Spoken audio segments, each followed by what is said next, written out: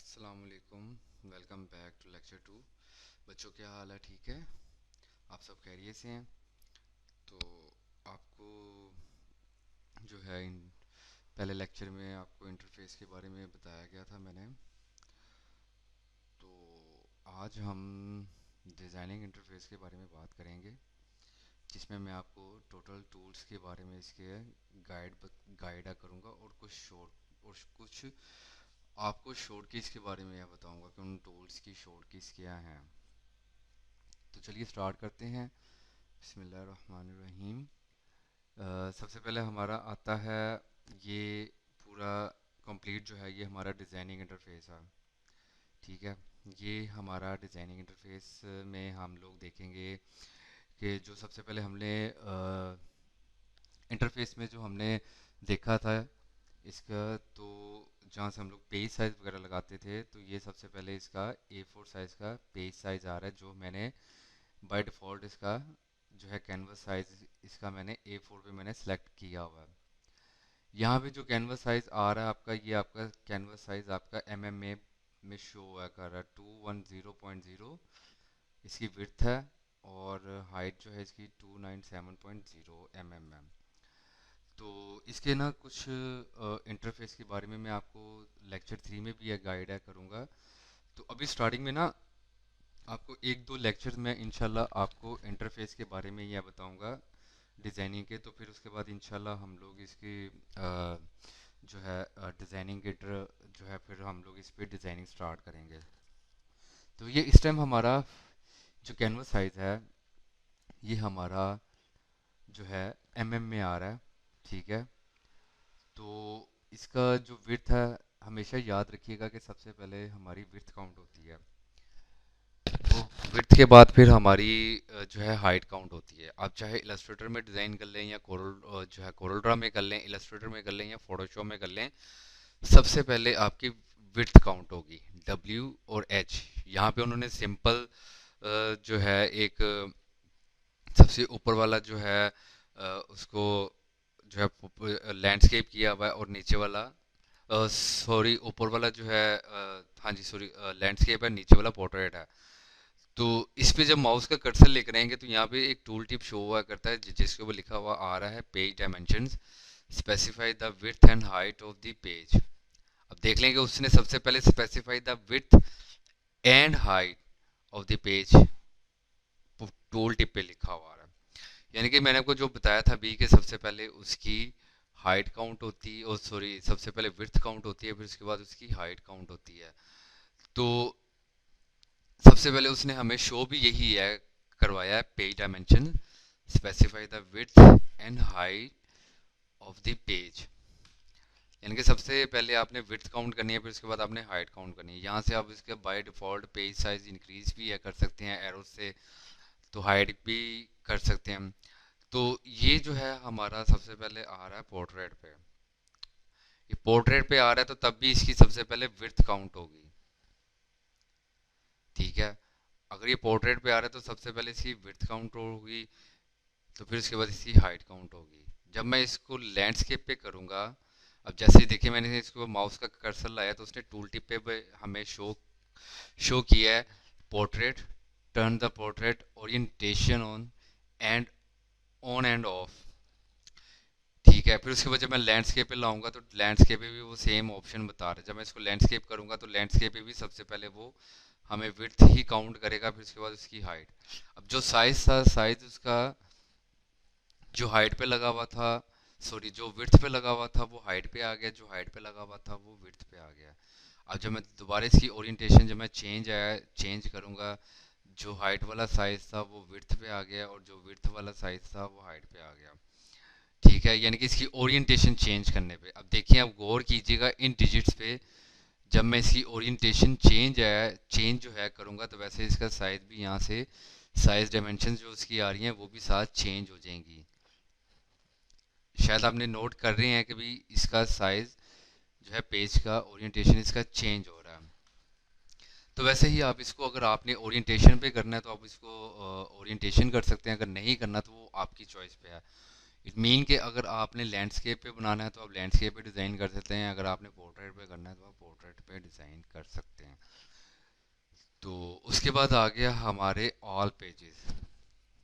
All pages से मुराद ये है कि अगर आपने कोई बुक डिज़ाइन करनी है या मैगज़ीन डिज़ाइन करनी है जो 10 पेजेस की है या 5 पेजेस की है, 20 पेजेस की है, 50 पेजेस की है, 100 पेजेस की है, तो उसके लिए आप इसके पेजेस की सेटिंग कर सकते हैं। जो ये नीचे यहाँ पे हमारा पेज आ रहा है, पेज 1। फॉर एग्जांपल अगर आपने यहाँ पे टाइटल शो करना है तो आपको यहाँ पे राइट क्लिक करके इसका रीनेम पेज कर सकते हैं। रीनेम पेज करके आप यहाँ पे लिख सकते हैं टाइटल। तो आप ओके करेंगे तो ये आपका पेज 1 से टाइटल 1 आ जाएगा। उसके बाद आप ये प्लस पे क्लिक करेंगे तो ये नेक्स्ट पेज के लिए, अगर आप इसी के ऊपर ही राइट क्लिक करेंगे तो इंसर्ट पेज आ जाएगा, और इंसर्ट पेज बिफोर, इससे पहले और इसके बाद में पेज बन जाएगा। और इसकी शॉर्ट कमांड जो है वो, अगर आप अपने कीबोर्ड्स पे बटन देखेंगे कुछ जिन पे लिखा हुआ आएगा पेज डाउन और पेज अप। पेज डाउन पे भी करेंगे तो ये पेज न्यू क्रिएट करेगा, पेज अप पे भी ऐड करेंगे तो वो उसके पेज क्रिएट करेगा न्यू। तो अगर आपने बुक डिज़ाइन करनी है, मैगज़ीन डिज़ाइन करनी है, या कुछ 2-3 पेजेस का अगर आपने ब्रोशर डिज़ाइन करना है तो आप उसके लिए पेज इंसर्ट करके तो उस पे आप टाइटल पे नाम चेंज कर सकते हैं। जैसे ये टाइटल पे आपने ये देखा, सबसे पहले आपका टाइटल आ गया, उसके बाद जो सेकंड पेज है उस पर भी आप पेज नेम क्रिएट कर सकते हैं। कि अगर आप कहते हैं कि इनर पेज, अगर आपने कुछ भी अगर ऐसा नेम अगर लिखना है तो वो आप इस पे लिख सकते हैं। या कुछ भी अगर आपने टाइटल देना है तो वो आप टाइटल इस पे पेज इसके रीनेम से आप इसको चेंज कर सकते हैं। राइट क्लिक करते हैं, अगर आपने पेज डिलीट करना है तो डिलीट कर सकते हैं, अगर डुप्लीकेट करना है तो वो इसी पेज का ही आगे डुप्लीकेट कर देगा। बाकी जो ऑप्शंस जो हैं, ये बिफोर सेलेक्टेड पेजेस है, आफ्टर सेलेक्टेड पेज है, copy layer only, copy layers and their contents, अगर आपने वो सेम करना है तो आप इसको सेम करके आप इसका नया पेज आगे क्रिएट कर सकते हैं। ठीक है, ये होगी इनकी पेजेस की इंटरफेस, जो है इंटरफेस। उसके बाद आ गया आपका आगे यूनिट्स। यूनिट्स पे अगर आप देखेंगे तो सबसे पहले मैंने आपको बताया था कि जब आपने पेज साइज लगाना है तो उसमें अगर आपने इसको मिलीमीटर्स में करना है, पॉइंट्स में करना है, पिक्सल्स में करना है, इंचेस में करना है, फीट में करना है, सेंटीमीटर्स में करना है, वो आप इसको इजीली कर सकते हैं। तो आप यहाँ से भी इसको आप चेंज कर सकते हैं। फॉर एग्जांपल अगर मैं इंचेस पे लाऊंगा तो ये साइज़ यहाँ पे इंचेस पे कैनवस साइज़ का जो है वो उसको इंचेस में बता देगा, इंचेस में शो हुआ करेगा। फॉर एग्जांपल मैं अगर यहाँ पे रेक्टेंगल लगाता हूँ तो वो, अगर आपने रेक्टेंगल का साइज़ अगर करना है तो वो आप इंचेस में लगा सकते हैं। मैंने आपको सबसे पहले बताया था इंटरफेस पे कि अगर आपने न्यू पेज करना है तो उसमें अगर आपने बिजनेस कार्ड बनाना है तो बिजनेस कार्ड के लिए आपको 3.5/2 अगर आप लिखेंगे तो ये 3.5/2 इंच आएगा। ठीक है, तो ये इसका जो है साइज़ का कंपैरिजन, आप साइज़ अगर आपने चेंज करना है तो आप यहाँ से चेंज कर सकते हैं। तो उसके बाद आ गया ये आपका लॉग रेशो।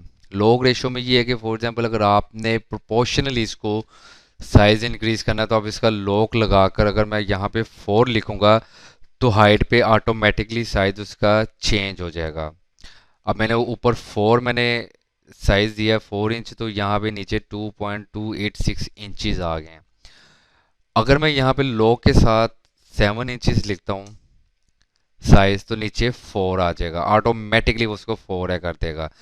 इसी तरह ही ये इंचेस में अगर आप सर्कल या इक्लिप्स ड्रॉ करते हैं तो इक्लिप्स का जो प्रोपोर्शनली जो रेशो साइज होता है वो बिल्कुल इक्वल होता है।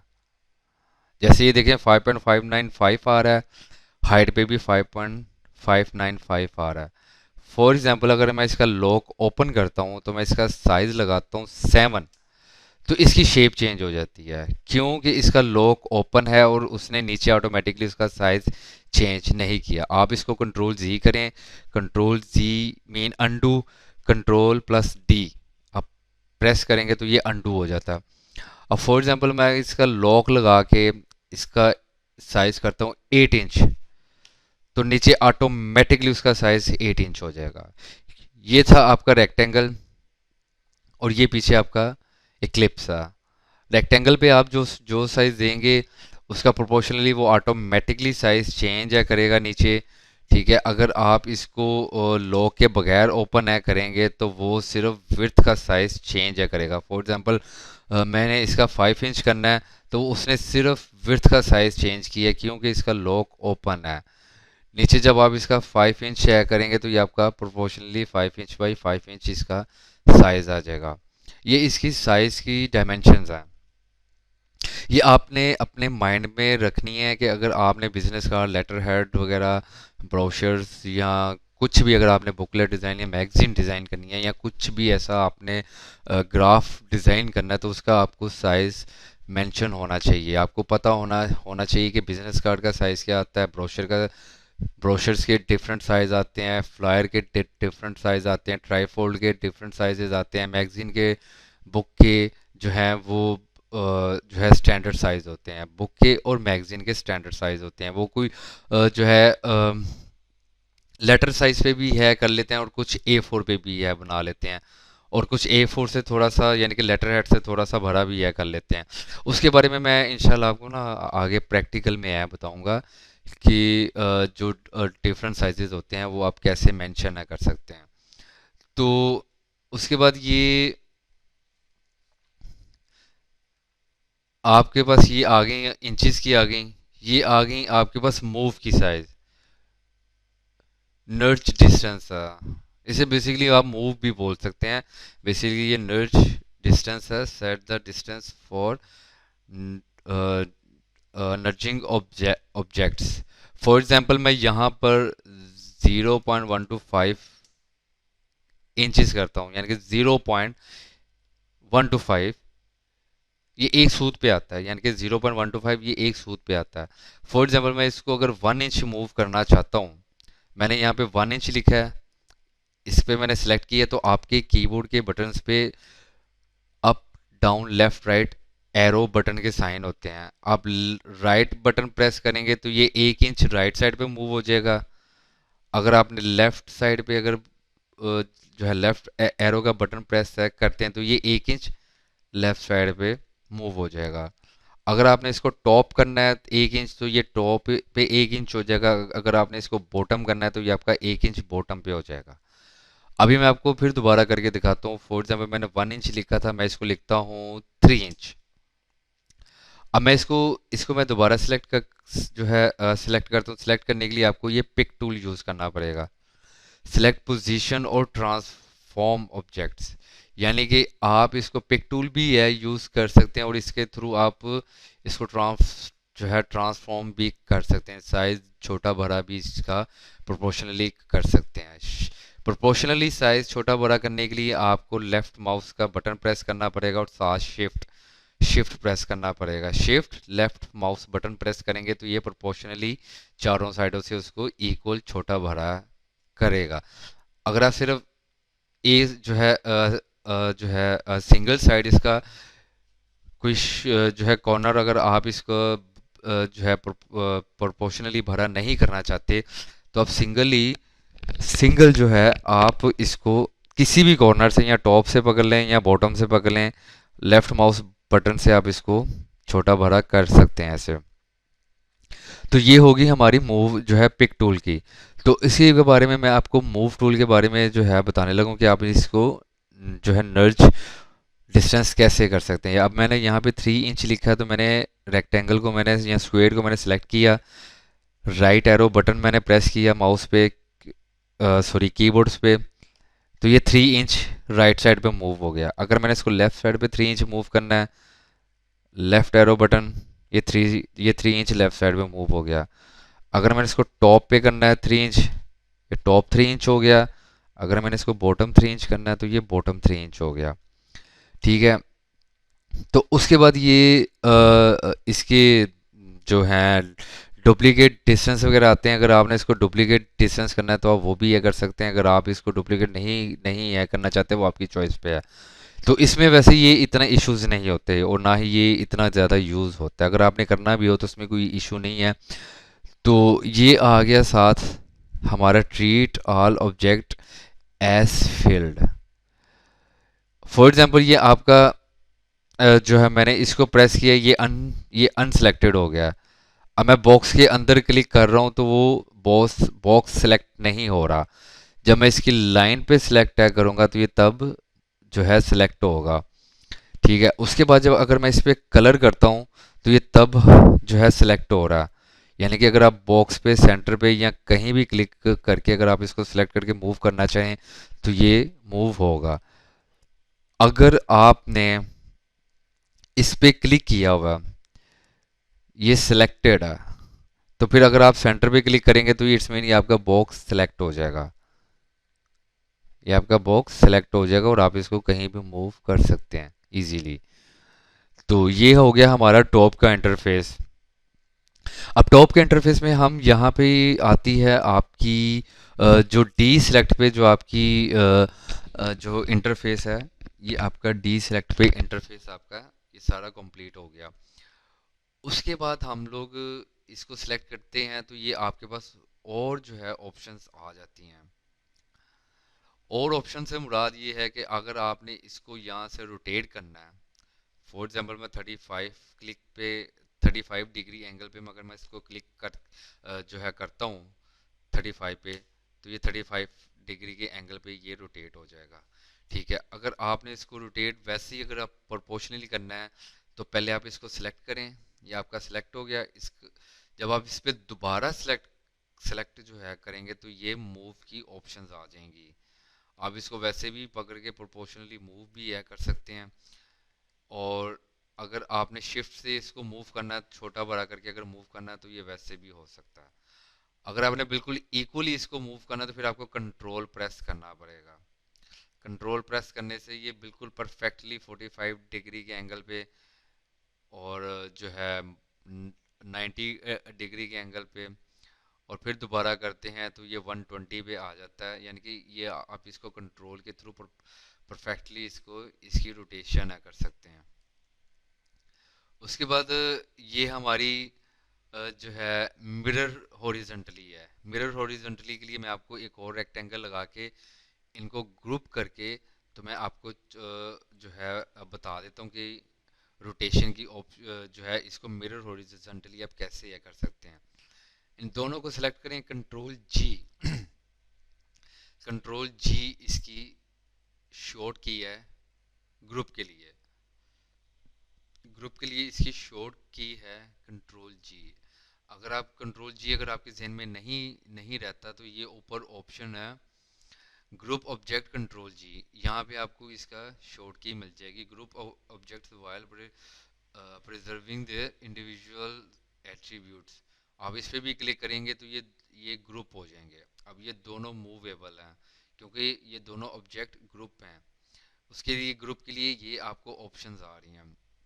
अगर आपने इसको अनग्रुप करना है तो ये सिंगल अनग्रुप होगा। अगर आपके ऑब्जेक्ट ज़्यादा हैं तो फिर अगर आपने इसको ऑल अनग्रुप करना है तो ये आपके टोटल ऑब्जेक्ट जो हैं ये अनग्रुप हो जाएंगे।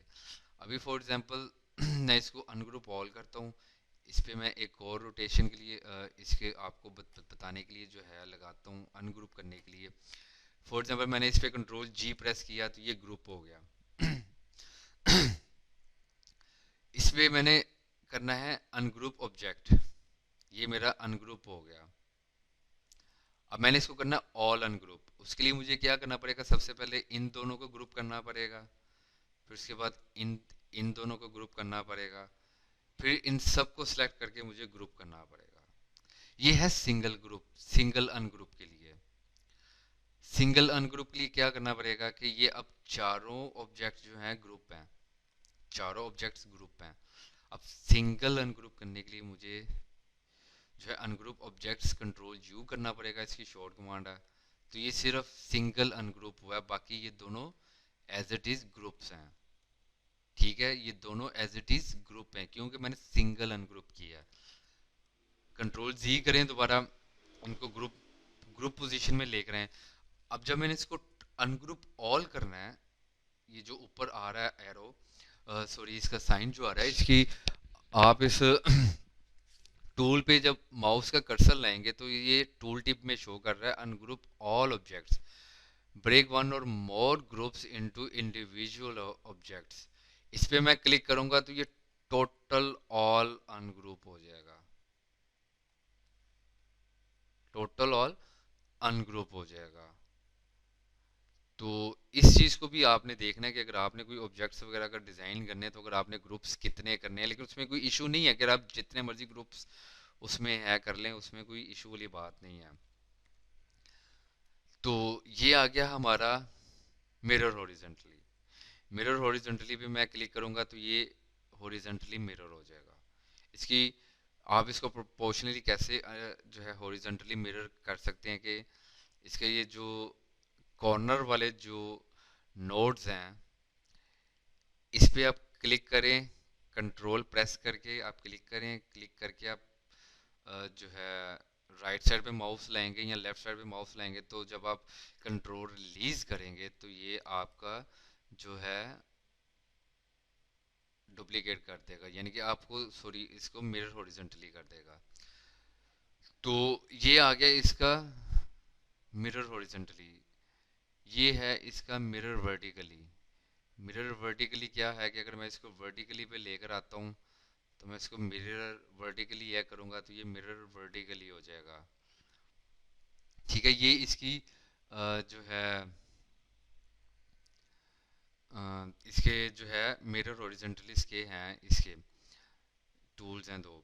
और ये आगे आपकी आउटलाइन थिक करने के लिए अगर आप इसकी यहाँ पे क्लिक करते हैं 3.0 पॉइंट रखते हैं, पीटी का मतलब होता है पॉइंट, 4.0 तो ये इसकी आउटलाइन आप देखेंगे तो ये इसकी आउटलाइन 4.0 बोल्ड हो जाएगी। पहले इसकी नॉर्मल जो इसकी डिफ़ॉल्ट आउटलाइंस हैं वो सिंपल 0.567 होती हैं या हेयर लाइन होती हैं, यानी कि जो आपका बाल का जो साइज़ होता है ना, आपकी हेयर का बाल जो है हेयर का साइज़ होता है आपके बालों का, जो एक बाल का जो आपका साइज़ होता है समझ लें कि ये लाइन उसके साइज़ के अकॉर्डिंगली है। यानी कि ये देखें आपकी ये हेयर लाइन है, आप इसको हेयर लाइन पे करेंगे तो ये आपका जो बाल का जो साइज़ आता है ये उस साइज़ की इसको लाइन लगी हुई है।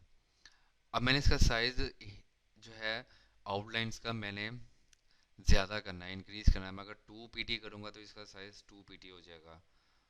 अगर मैं इसको 36 पीटी करूँगा तो इसका आउटलाइन का साइज़ 36 पीटी हो जाएगा। यानी कि ये इतनी थिक जो है इसकी आउटलाइन हो जाएगी। अगर आपको आउटलाइन नहीं चाहिए तो आप इस पर नन पे क्लिक करेंगे तो ये आपकी इसकी आउटलाइन इसकी हाइड हो जाएगी, इसकी आउटलाइन हाइड हो जाएगी। जब आप अगर आपको आउटलाइन इसकी रिक्वायर्ड है तो आप ये ब्लैक पे या किसी भी कलर की अगर आपको आउटलाइन रिक्वायर्ड है तो आप कलर पे राइट क्लिक करेंगे तो ये इसका आउटलाइन लगा देगा इसको। फॉर एग्जाम्पल मैं आपको दोबारा बता देता हूँ, अगर आपको इसकी आउटलाइन रिक्वायर्ड है, अगर आपने लगानी है तो ये ब्लैक या किसी भी कलर पे आपने माउस का राइट क्लिक करना है। राइट क्लिक करेंगे तो ये आउटलाइन उसको लगा देगा, आपके ऑब्जेक्ट को आउटलाइन लगा देगा। अब आते हैं हम लोग इसके नेक्स्ट पॉइंट पे।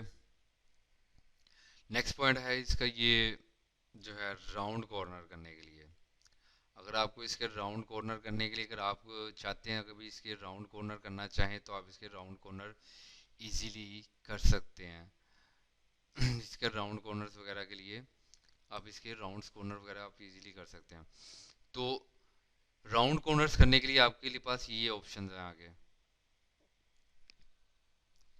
ये ऑप्शंस हैं आपके पास। तो आप इसके थ्रू आप इसको जो है कर सकते हैं, इसके कॉर्नर्स आप शार्प कर सकते हैं और आप इसको कर सकते, इसके कॉर्नर्स वगैरह जितने आपको रिक्वायर्ड है तो आप कर सकते हैं।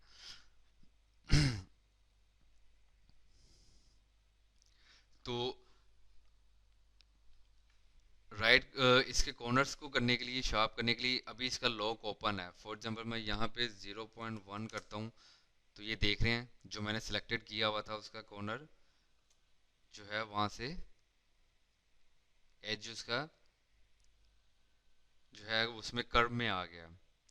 अगर आप इसको सिंपल करना चाहें तो ये देखें सिंपल, अगर आपने राउंड में करना है तो ये राउंड आ गया, ये आ गया आपका स्क्रोल्ड पे और ये आपका चैम्फर्ड कॉर्नर पे आ गया। ठीक है, ये आपका आ गया जो है स्कालप कॉर्नर पे आ गया और ये आपका राउंड पे आ गया। फॉर एग्जांपल क्यों आपने सबसे पहले वाला सिलेक्ट किया हुआ है, क्योंकि आपका लॉक ओपन है।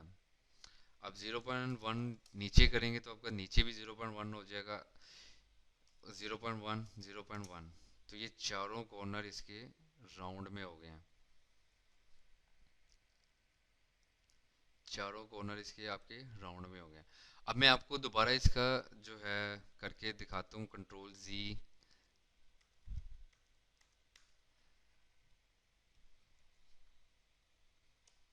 ऑब्जेक्ट सेलेक्ट करें, लॉक लगाएं, यहाँ पे आप लिखें 1, तो वो चारों साइडों पे ऑटोमेटिकली उसको लॉक जो है लॉक के साथ चारों साइडों पे आपके कॉर्नर राउंड पे कर देगा। उसके बाद यही आपकी आगे आगे वही पेन टूल की जो मैं आपको बता रहा था, अगर आपने आउटलाइन लगाना है तो आप इसको आउटलाइन लगा सकते हैं। जितनी आपको आउटलाइन रिक्वायर्ड है आप उतनी थिक इसकी आउटलाइन लगा सकते हैं। ये आगे इसके आउटलाइन का स्टाइल्स हैं। आउटलाइन आपको किस शेप में चाहिए, किस स्टाइल में चाहिए, जिस स्टाइल पे आपको आउटलाइन रिक्वायर्ड होंगी आप वैसा इसका स्टाइल लगा सकते हैं। वैसा स्टाइल आप इसकी आउटलाइन पे लगा सकते हैं। ये आपका हो गया टॉप का इंटरफेस। उसके बाद ये आपके पास राइट साइड लेफ्ट साइड पे टूल्स हैं। ये जो मैंने अभी आपको पिक टूल बताया था, पिक टूल बेसिकली किसी भी ऑब्जेक्ट को मूव करने के लिए होता है। नीचे है फ्री हैंड पिक टूल्स हैं और फ्री ट्रांसफॉर्म टूल्स हैं। उसके बाद आपका जो है शेप टूल्स आ गया, smooth, smear, trowel, attract and repels, merge और रफन आ गया। उसके बाद आ गया आपका crop, knife, virtual segment, delete और नीचे रेजर है। ये आपका आ गया जूम और पैन जो हैंड टूल होता है। हैंड टूल पे यानी कि अगर आपने किसी ऑब्जेक्ट को जो है मूव करने के लिए या अपना व्यू पॉइंट सेट करने के लिए, उसके लिए ये यूज़ होता है हैंड टूल। उसके बाद आ गई आपकी free hand, 2 points line, Bezier, pen, B spline, polyline, 3 point curves, artistic media, live sketch, smart drawing. ये मैं अभी सिर्फ आपको इनके टूल्स के बारे में है बता रहा हूँ, लेकिन इनकी जो आगे जो मेरे इंशाल्लाह लेक्चर आएंगे तो उनमें मैं आपको इनकी यूजेज है बताऊंगा कि आपने इनको यूज़ कैसे करना है। अभी मैं फ़िलहाल आपको बता रहा हूँ इसके टूल्स के बारे में। Rectangle, 3 points rectangle. उसके बाद आ गया आपका Eclipse, 3 point Eclipse, polygon, star, spiral, common shapes, impact tool, graph, paper, text tool. ये टेक्स्ट टूल आ गया, अगर आपने कुछ टेक्स्ट वगैरह लिखना है तो ये उसके लिए नीचे आपकी टेबल्स आ गई। पैरेलल डायमेंशंस आ गई, हॉरिजॉन्टल और वर्टिकल डायमेंशंस हैं, एंगुलर डायमेंशंस हैं, सेगमेंट डायमेंशंस हैं, टू लेग कॉल आउट है। ये आपकी बेसिकली मैथ में भी यूज़ होने वाले टूल्स हैं। कनेक्टर, एंकर, एडिटिंग टूल्स हैं। उसके बाद आगे आपके शेडोज़, किसी ऑब्जेक्ट को अगर आपने शेडोज़ लगाने हैं तो ये उसके लिए कंटूर है, ब्लेंड है, डिस्टॉर्ट है, इन्वेलप है, एक्सट्रूड है और ब्लॉक शेडो है। उसके बाद ये आपकी ट्रांसपेरेंसी, अगर आपने किसी टूल को ट्रांसपेरेंसी करना है, यानी कि आप फॉर एग्जांपल आपके दो ऑब्जेक्ट्स ऊपर नीचे हैं, तो अगर आपने ऊपर वाला ऑब्जेक्ट अगर आपने थोड़ा सा ट्रांसपेरेंट करना है कि भाई आपको नीचे वाला जो है डिज़ाइन भी शो हो, तो ये उसके लिए, या अगर आपने इनको ट्रांसपेरेंट करने के लिए यानी कि ये यूज़ होते हैं। क्योंकि भी किसी भी ऑब्जेक्ट को अगर आपने ट्रांसपेरेंट करना है या किसी बैकग्राउंड में आपने उसको मर्ज करना है, या आपके पास जेपैग है, जेपीजी फाइल है, उसको आपने एक साइड से बैकग्राउंड के साथ मर्ज करना है, तो ये उसके लिए टूल यूज़ होता है। उसके बाद आ गया आपका colour, eye dropper, attributes, eye droppers आता है, interactive fill, smart fill, mesh fill. ये जो साथ इसके आप जी और एम देख रहे हैं, ये बेसिकली इसकी शॉर्ट कमांड्स हैं।